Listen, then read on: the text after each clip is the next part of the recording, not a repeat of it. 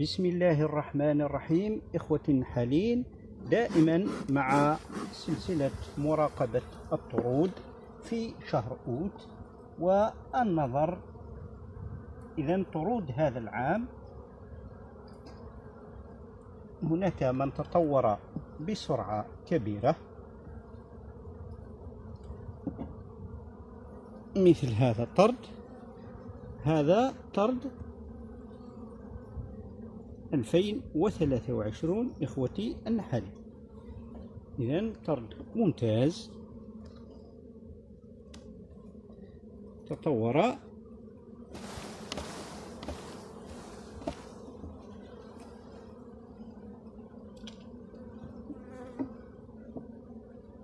في شكل جيد. إذن طرد على 9 إطارات، وإن كان هذا الأخير فارغ قليل من العسل فقط هنا.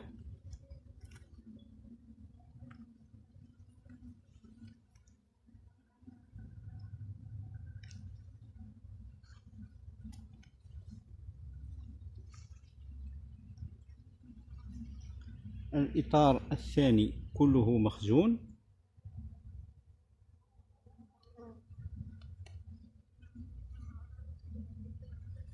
من الجهتين.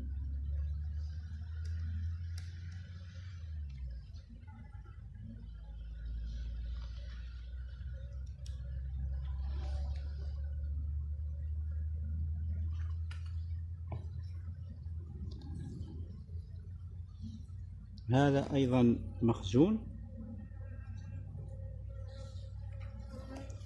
من الجهتين.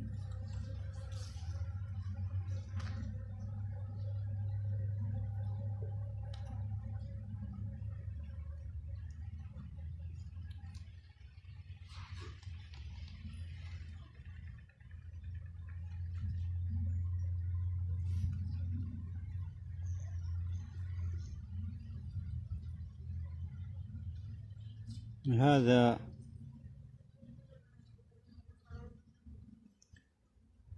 خروج، نعم، خرجت الحضنة المغلقة. خرجت الحضنة المغلقة والنحل يقوم بتنظيف. لم تضع الملكة بعد البيض فيه من هذه الجهة. نعم، ها هو بقايا الحضنة المغلقة. من هذه الجهة كله عسل. نعم، وهذه الجهة أيضا نظفها النحل لتضع الملكة البيض بعد خروج الحضنة المغلقة.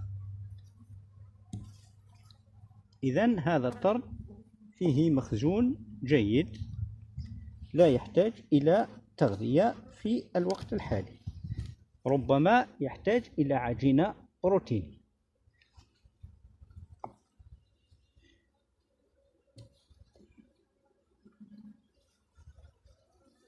هذا حضنة مغلقة.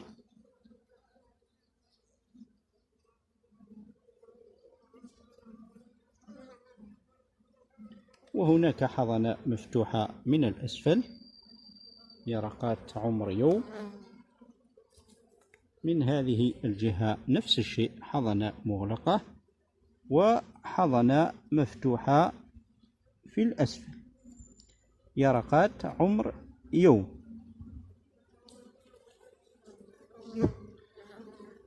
يرقات كله يرقات عمر يوم.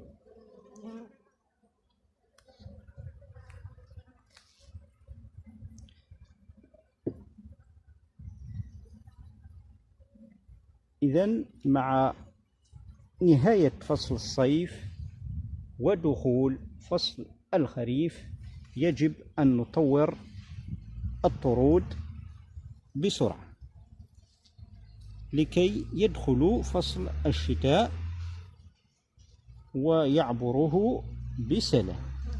هذا حضنة مغلقة، خروج الحضنة المغلقة، وهناك بيض ويرقات أيضا. إذن حضنة مفتوحة متعددة الأطوار.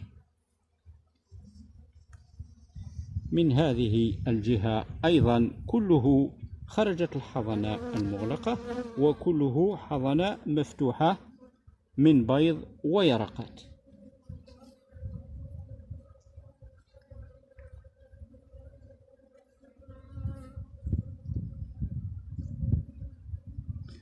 نعم، إذن يجب مراقبة الفروة أيضا. النحل لحد الآن خالي من الفروة. طبعا عالجت أنا بأشرطة دواء بيشافيروس. النحل نظيف من الفروة. طبعا بالعين المجردة يمكن ملاحظة الفروة على ظهر النحل،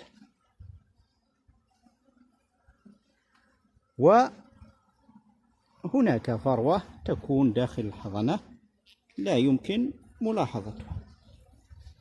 هذا كله حضنة مغلقة ومخزون هلال العسل، فيه مختوم أيضا، فيه كميات لا بأس بها، وهناك حضنة مفتوحة. إذن هذا الطرد. من هذه الجهة أيضا حضنة مغلقة بالكامل، وهناك حضنة مفتوحة. إذن هذا الطرد طرد ممتاز.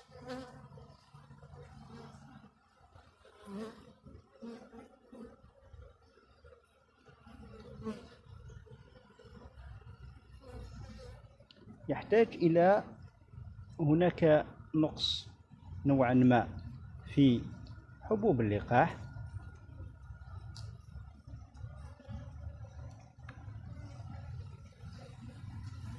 مخزون حبوب اللقاح قليل جدا، يجب أن نقدم له العجينة البروتين. هذا نعم، هذا كله حبوب اللقاح. إذن حبوب اللقاح متواجدة، مخزون لا بأس به إخوتي النحل. والآن يقوم بالاستهلاك، يستهلك حبوب اللقاح طبعا لتغذية اليرقات. إذن هناك مخزون حوالي نصف إطار من حبوب اللقاح. ومن هذه الجهة أيضا هناك مخزون من حبوب اللقاح. طبعا هناك مخزون من حبوب اللقاح. والإطار الأخير طبعا سيكون مخزون. إذن إخوتي النحالين، في هذا الوقت الملكة تنقص من وضع البيض، خاصة إذا انعدمت حبوب اللقاح. يجب تغذية الطرود بالعجينة البروتينية،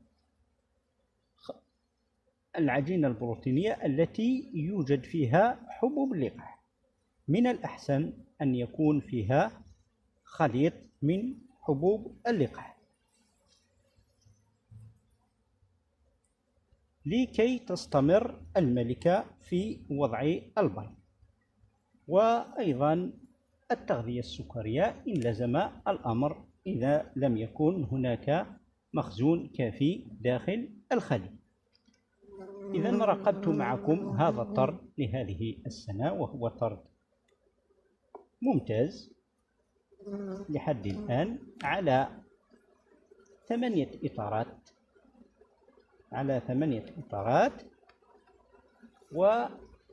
وسنحاول أن نطوره أكثر من حيث الحضانة طبعا ليجتاز فصل الشتاء، الخريف والشتاء بسلام.